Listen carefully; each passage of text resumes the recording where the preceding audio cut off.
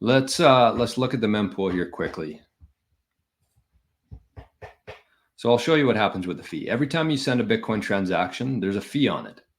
And if you're sending Bitcoin right now, you're paying way too much.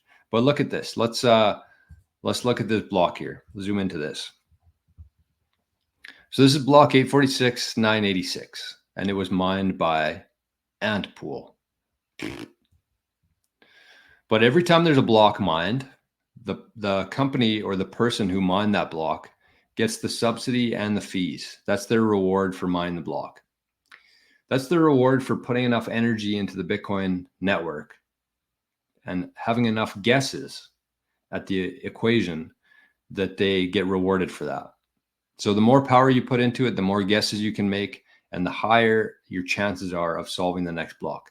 So in this case, they got 6.316 Bitcoin, which seems like a lot compared to what they were getting yesterday. But that pretty much comprises of, not pretty much, it does comprise of the block subsidy, which is 3.125 Bitcoin every block. That's the subsidy. That's what the miners get, regardless of the amount of fees. But then they also take the fees off of everybody's transactions there.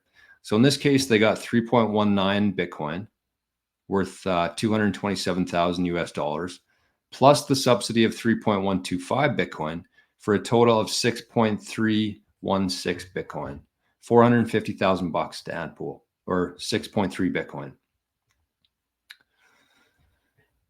So that's where the fees go to. They go towards the miners. And if we look at,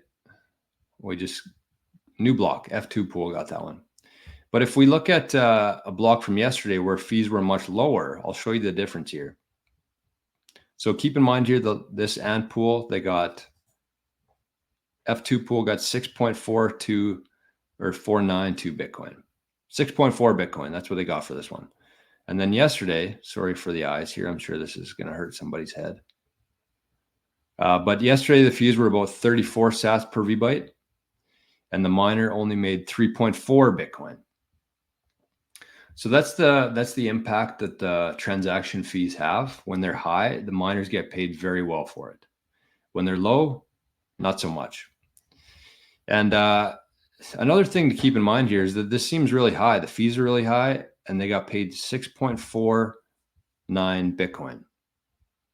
Very high. But not even 2 short months ago today, every miner was getting that amount. Every miner was getting 6.25 Bitcoin, I think it was. 6.25 Bitcoin plus the transaction fees every block. So that's kind of the halving, the impact of the halving is that 2 months ago, every single miner got 6.25 Bitcoin plus the transaction fees. And then 2 months later, they're only getting that amount when the fees are extraordinarily high. So there's a bit of info on the fees.